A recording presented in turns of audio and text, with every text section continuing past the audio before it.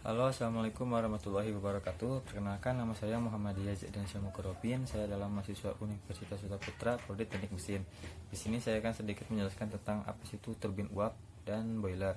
Nah, turbin uap adalah sebuah alat yang mengubah uap dan uap dari energi panas menjadi energi kinetis. Nah, bagaimana sih proses kerjanya? Itu proses pertamanya itu adalah uap dimasukkan ke dalam nozzle, yang kemudian dalam nozzle akan diolah menjadi energi panas, dan uap mengalami pengembangannya. Kemudian uap akan keluar dari nozzle dengan tekanan yang sangat berbeda saat masuk dari nozzle.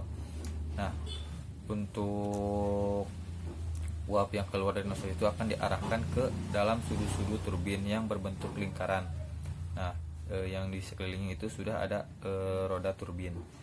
Nah, uap yang mengalir melalui celah-celah antara sudut tersebut akan dibelokkan ke arah yang mengikuti lengkungan tersebut untuk menimbulkan gaya yang mendorong. Nah, jika uap masih memiliki kecepatan saat meninggalkan sudut turbin, berarti hanya sebagian energi kinetis yang tersisa saat meninggalkan sudut turbin.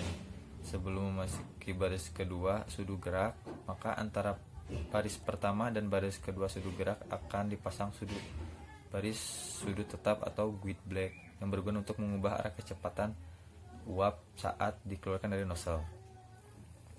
Nah, klasifikasinya bagaimana sih turbin uap? Nah, klasifikasi turbin uap adalah dapat dikategorikan tergantung pada jumlah tingkat tekanan, arah aliran uap, proses penurunan kalor, kondisi uap pada sisi masuk turbin, dan pemakaian di bidang industri. Adapun klasifikasinya, yaitu yang pertama adalah menurut jumlah tekanan, terdiri dari turbin satu tingkat atau single stage. Yang kedua ada turbin impuls dan reaksi multistage, yang itu adalah turbin yang dibuat dalam jangka kapasitas yang luas, mulai dari kecil sampai yang besar. Nah, yang selanjutnya ada menurut arah aliran uap, yang terdiri dari yang pertama turbin aksial, yaitu turbin uap yang mengalir dalam arah sejajar. Yang kedua ada turbin radial yang mengalir dalam arah yang tegak lurus. Nah, komponen apa saja sih yang terdapat di turbin uap tersebut? Yang pertama ada satu casing, yaitu adalah tempat pada atau wadah yang menyerupai sebuah tabung di mana rotor ditempatkan, dan juga casing ini berfungsi sebagai sungkup pembatas yang terdapat ruang besar mengelilingi poros turbin disebut exhaust hood, dan di luar casing dipasang bantalan yang berfungsi untuk menyangga rotor.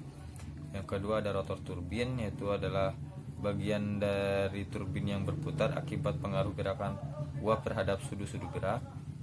Yang ketiga ada sudu turbin, yaitu adalah umumnya ada dua jenis sudu yang bergerak yang tetap. Yang pertama ada sudu gerak, ada yang dipasang di sekeliling rotor. Yang kedua ada sudu-sudu yang dipasang pada diafragmanya. Nah, yang selanjutnya itu adalah apa sih itu boiler? Boiler adalah bejana tutup di mana panas pembakaran dialirkan ke air sampai terbentuk air panas atau steam. Nah, air panas atau steam pada saat tekanan tertentu kemudian digunakan untuk mengalirkan panas ke suatu proses. Nah, air ini adalah media yang berguna dan murah untuk mengalirkan panas ke suatu proses. Air yang disuplai ke boiler ini dirubah menjadi steam, disebut air umpan. Nah, klasifikasinya bagaimana sih? Nah, klasifikasinya itu dibagi dua. Yang pertama ada boiler pipa api atau fire to boiler. Yang kedua ada boiler pipa air atau water to boiler. Nah, untuk yang pertama adalah fire to boiler. Itu adalah fluida yang mengalir dalam pipa,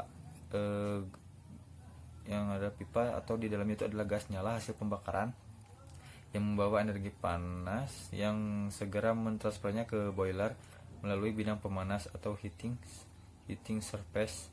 Tujuan pipa P ini adalah untuk memudahkan distribusi panas atau kepada boiler. Keuntungannya yaitu adalah tidak membutuhkan air isian ketel dengan kualitas yang tinggi. Yang kedua ada konstruksinya yang sangat sederhana dan perawatan yang lebih murah. Yang ketiga ada endapan lumpur lebih mudah dibersihkan. Dan kelima adalah kelemahannya, yaitu adalah pemanasan awal membutuhkan waktu yang lama dan tekanan uap yang dihasilkan rendah. Yang kedua, yang selanjutnya adalah boiler pipa air atau water to boiler. Yang ini adalah air umpan boiler yang mengalir melalui pipa-pipa masuk ke dalam drum. Air yang tersirkulasi dipanaskan oleh gas pembakar membentuk steam pada daerah uap dalam drum. Boiler ini dipilih jika kebutuhan steam dan tekanan steam sangat tinggi, seperti pada kasus boiler untuk pembangkit tenaga. Nah, keuntungan apa saja sih yang dapat didapatkan dari water to boiler ini? Yang pertama adalah sanggup bekerja dengan tekanan yang sangat tinggi.